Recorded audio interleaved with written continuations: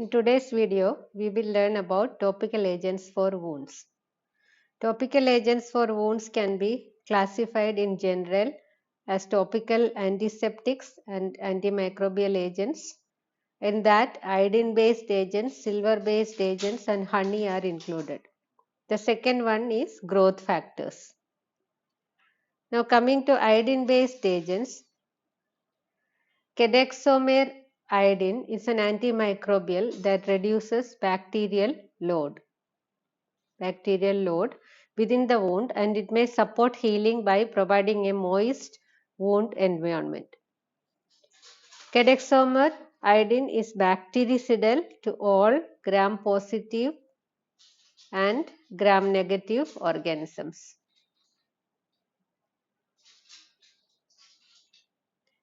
Kedexomer iodine paste was more cost-effective than non-iodinated hydrocolloid dressing or paraffin gauze dressing in patients with exudating venous ulcers. This was found by some of the research studies. Kedexomer iodine enhanced venous ulcer healing rates compared with the standard care. Next, coming to silver-based agents. Silver is toxic to bacteria, and silver containing dressings decrease heavy bacterial surface contamination.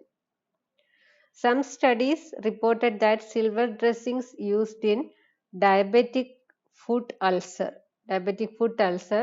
demonstrated improved healing rate, shortened time to complete healing, decreased the hospital length of stay, and improved infection resolution with the help of silver-based agents. But there was no significant effect on the reduction of the ulcer area. So this is regarding silver-based agents in general. Then coming to growth factors. Growth factors are important for wound healing, and they include platelet-derived growth factor, PDGF, platelet-derived growth factor, fibroblast growth factor, and granulocyte macrophage colony stimulating factor. So growth factors are being actively investigated for the treatment of chronic ulcers, mostly those affecting the lower extremities. So platelet-derived growth factor, becaplermin, promotes cellular proliferation and angiogenesis. What is angiogenesis? Growth of new blood vessels. So thereby it will help in improving the wound healing. So it is approved for use in the United States as an adjuvant therapy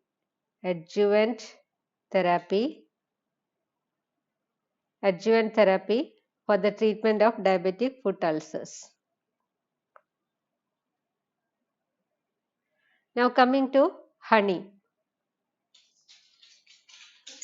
Honey has been used since ancient times for the management of wounds. Honey has broad spectrum antimicrobial activity.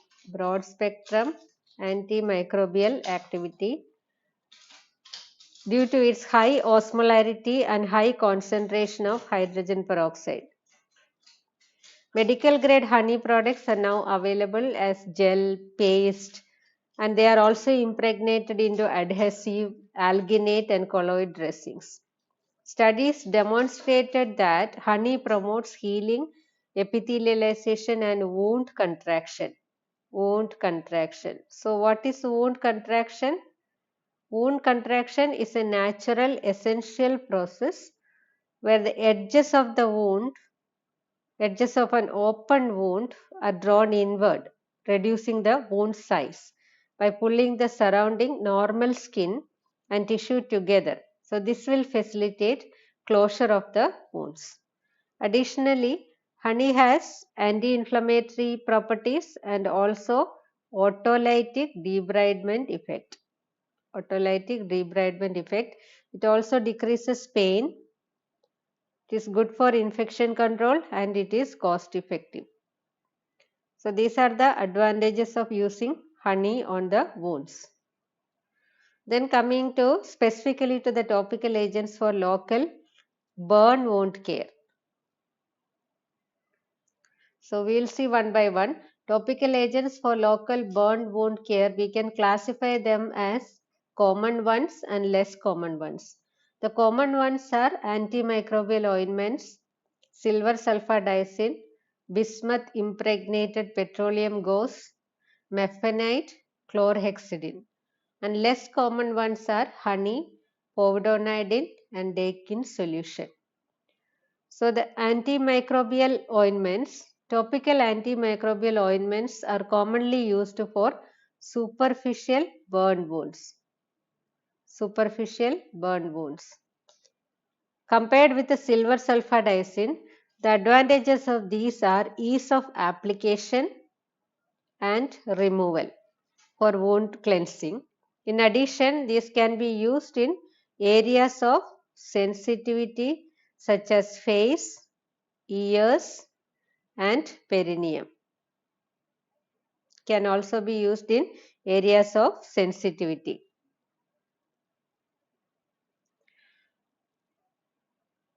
So antimicrobial ointments are commonly used for the treatment of small to moderate partial thickness wounds where the primary epithelialization is expected.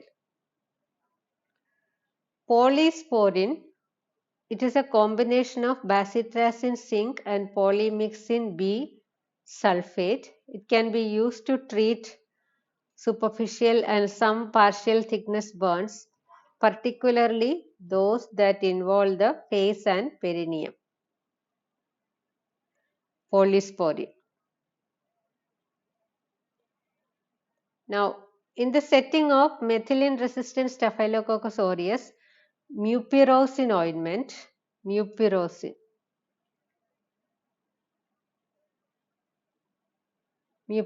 ointment or cream is effective, and neomycin or erythromycin ophthalmic ointment can be applied for burns near the eyes.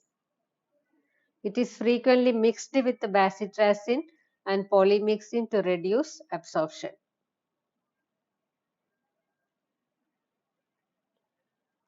So bacitracin, neomycin and polymyxin B have negligible systemic absorption after topical administration except when applied to large areas or for longer periods.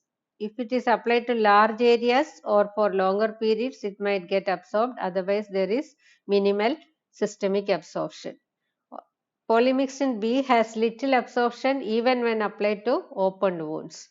And if absorbed systemically, bacitracin, neomycin or polymyxin B can cause nephrotoxicity and neurotoxicity. So caution should be used in patients with impaired kidney function. Now coming to silver containing agents. Silver containing agents slowly release ionic silver.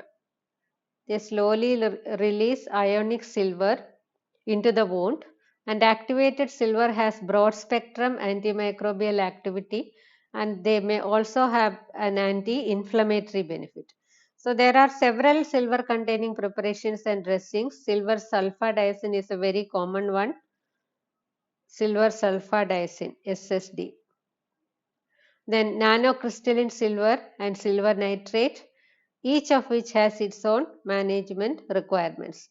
So silver formulations that contain silver nitrate and silver sulfadiazine require more frequent dressing changes.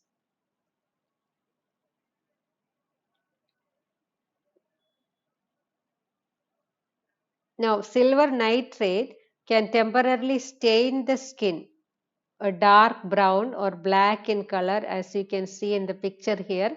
This staining is self-limited and fades after discontinuing the treatment. Now coming to silver sulfadiazine cream 1% applied and covered with fine mesh gauze is the most commonly used burn wound dressing. Silver sulfadiazine. So it has antimicrobial activity as demonstrated by decreased colonization of burn wounds. Decreased colonization of burn wounds. For wounds covering more than 50 to 60% of the total body surface area, silver sulfadiazine does not consistently prevent or suppress bacterial growth, particularly gram-negative bacteria. So the pseudo scar, okay, so there can be a pseudo eschar formation. There are potential adverse effects. This is one of the potential adverse effect of silver sulfadiazine. SSD can form a pseudo eschar that is loose at the edges. That is loose at the edges, which can promote bacterial proliferation. Pseudo eschar. So the pseudo eschar requires removal or debridement.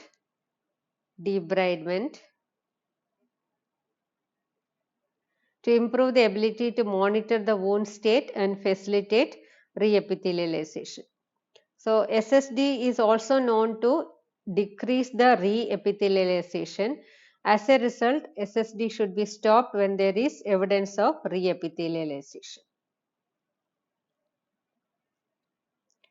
Now silver sulfadiazine is a thick white cream that is applied once or twice daily and can be soothing. So SSD and related agents should not be used during pregnancy, while breastfeeding. So these are contraindications: pregnancy, breastfeeding,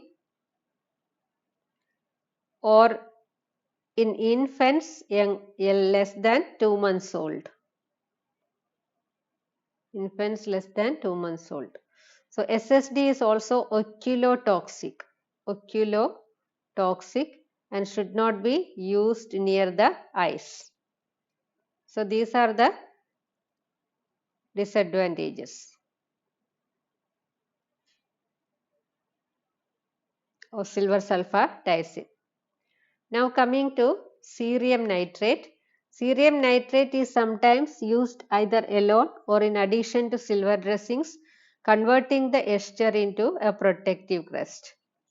So research reports are conflicting regarding the clinical value of cerium as measured by mortality, length of hospital stay, and bacterial colonization of the wound. Next is nanocrystalline silver. Nanocrystalline silver dressings are composed of urethane film embedded with elemental silver that provides sustained release of silver into the wound. So compared with other silver formulations, it has stronger antimicrobial activity and it also lasts longer. So several commercial preparations are available of nanocrystalline silver. So what are the advantages and disadvantages of nanocrystalline silver? So some require frequent moistening with water to maintain the activation, and compared with the silver sulfadiazine, nanocrystalline silver had a lower incidence of infection. Nanocrystalline silver was also associated with less pain during dressing changes, and it also is less costly. So these are some of the advantages of nanocrystalline silver, or except one disadvantage that it needs frequent moistening with water to maintain its activation. Then coming to bismuth impregnated petroleum gauze. Bismuth impregnated petroleum gauze is often preferred dressing to skin graft,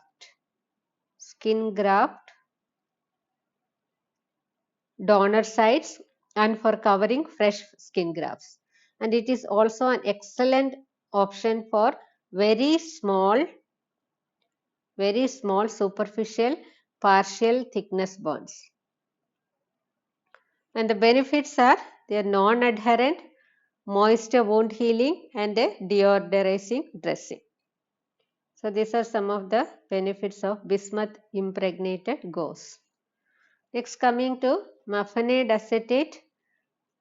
It is a potent carbonic anhydrase inhibitor and it may be useful for treating patients with the dense bacterial proliferation of the bone. Dense bacterial proliferation of the bone. So many centers alternate silver sulfadiazine cream with the mafenide acetate to broaden coverage while minimizing potential adverse reactions. However, it has lost FDA approval in the United States. Now coming to chlorhexidine. Chlorhexidine gluconate, it is a long-lasting antimicrobial skin cleanser. It is often used with a gauze dressing.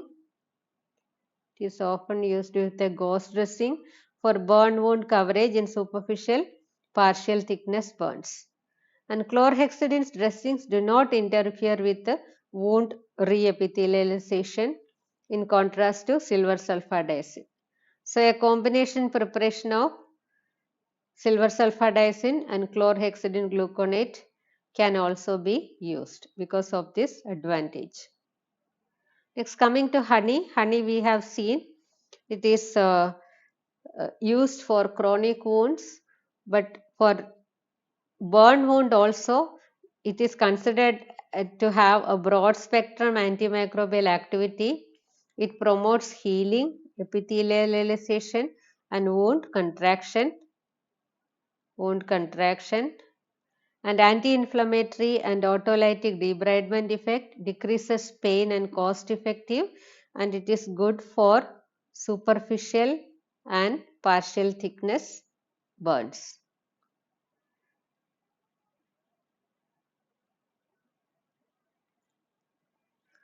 Next is povidone. Povidone is a very common drug and despite a broad spectrum antimicrobial activity, povidone containing products in burn care are controversial because it has got cytotoxicity and delay in wound reepithelialization. So another drawback to povidone ointment compared with other topical agents is that it must be applied 4 times a day for maximal antimicrobial benefit. So in this video, we have discussed the topical agents used for wounds in general and also the topical agents used for burn wound care. Thank you for watching. Please subscribe.